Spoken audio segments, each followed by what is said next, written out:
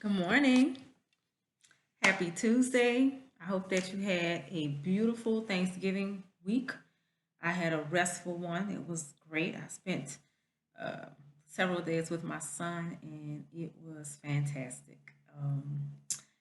I saw this quote on Facebook, and it said that happiness is knowing that you raised good children. And I have got to tell you, that I'm overjoyed because Lincoln is a fantastic person. I don't know if I could be any prouder of him than I am. That he's out there making his own life and he's going to graduate school and he's teaching and he's tutoring and he is living. He's independent, and that is all a mother could want for her child. But he's happy and he's getting to know himself and he's learning how to do things. And I am just overjoyed, delighted about it. And I had such a wonderful time. What's really great about my relationship with my grown child is, and we've always been great friends. We have things in common. We have great taste in music. We listen to music, some old school hip, not even old school hip hop, but we listened to some hip hop and we talked about the lyrics and we talked about artists and we watched some football together. We played Uno, lots and lots of Uno. He beat me lots, I beat him lots. We laughed, we ate together. We just had a really great time, and I'm thankful and so grateful for the opportunity to do that. And glad I answered the call to do that. I had some other plans, but I'm so thankful that I chose to do that, to spend that time with my son. And so there, and I hope that everyone else had a great time as well. Today's message is about freeing yourself of the things that bind you, that limit you, that control you. And the quote talks about it's our thoughts that bind us. It's our fears that limit us, and it's our beliefs that control us. Being closed-minded. I had this really wonderful conversation. I had a wonderful conversation Sunday. I had an even more wonderful conversation Monday about breaking free of those things and being authentically, you know, myself and betting on myself and taking a chance on myself. I've shared with you this journey, you know, being an empty nester, um, being newly independent on my own, if you will. And all of these transitions, are difficult.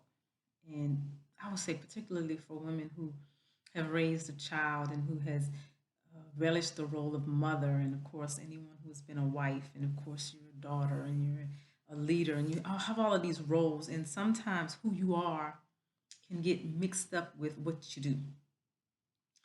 And when you are in service to others, oftentimes your own desires and needs gets, we're taught to set those on the side to attend to the needs of others.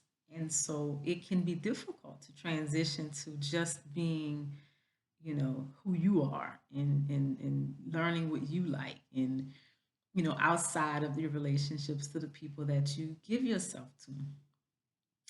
And so I thought that this quote was really relevant, you know, to free yourself of those things that bind you, that limit you, and control you. Take a chance on yourself. Put yourself out there. Do the thing that you want to do the most, the thing that brings you joy. Live in the place. Go live somewhere different. Go do some different things. Life is about experiences. You know, and so when we sometimes, can't, you know, uh, set things up in such a way that, I mean, you can't really ever set things up in such a way that you're guaranteed that something's going to go a certain way. You know, our fear of failure makes us think that we have to set things up just so.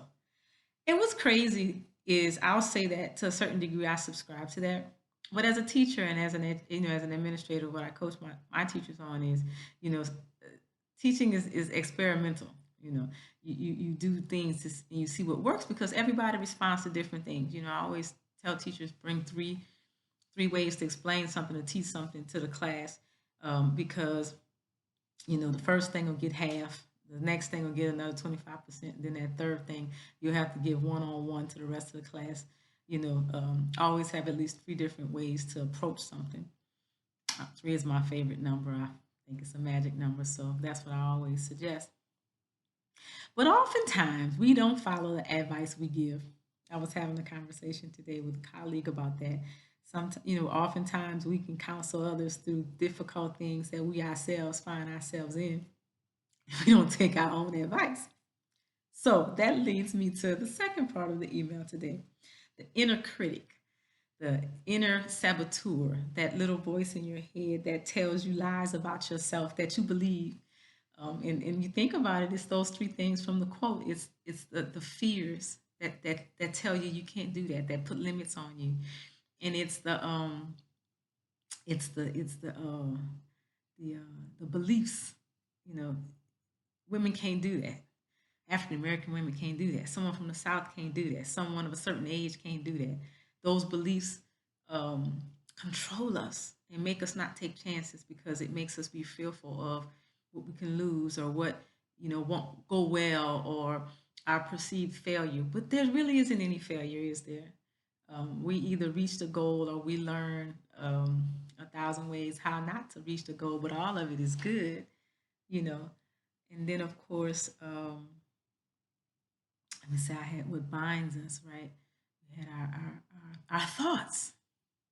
Our thoughts bind us, they control us. It's like little binds that wrap you up sometimes. We can allow our thoughts to become truths and facts. So we got to challenge those things. We got to challenge the thoughts that hold us hostage. We have to challenge the beliefs that tell us that we can't have the most joy that we could possibly have. And we have to challenge the fears. We have to face the fears that limit the things that we try and do. You know, we have to do that. We can't be afraid to live out loud. We can't be afraid to live the biggest life possible. We can't be afraid to let go of something if we want to hold on to something new. You got to let go of something in your hand if you want to catch something new. That's just how it goes. You got to lose sight of the shore if you want to sail off into the distance. Into the distance. That makes me think of this Yubba song. Take me back to the distance. I like that song. That should be our song of the day. I might have to go into the email and change it. But I just wanted to share that with you guys. Challenge those things that are holding you back. Challenge those things that are holding you hostage. Open your heart. Open your heart. Open your heart to love and success and laughter and happiness and joy. Open your heart. The only way you can do that is if you cut the strings to the things that are limiting you. And if you cut the strings to those, stop looking at those fears. It says fears are what you see when you take your eye off your goal. Choked up talking about it because it means that much to me, and I hope it means that much to you. And I hope that this message brings you joy and gives you guidance. It makes you smile, it makes you happy as much as it makes me. Have a terrific Tuesday, each and every one of you. Be kind to yourself. Do the work on yourself and get better. Be kind to others. Encourage people. Be there for them. Listen to them. Offer them advice when they want. And give the world the beauty and the warmth of your smile. You look better that way. You feel better that way. And everybody around you feel better too. Thank you guys so much. So much, so much for tuning in. Joining me on this joyful journey. Take care, everyone.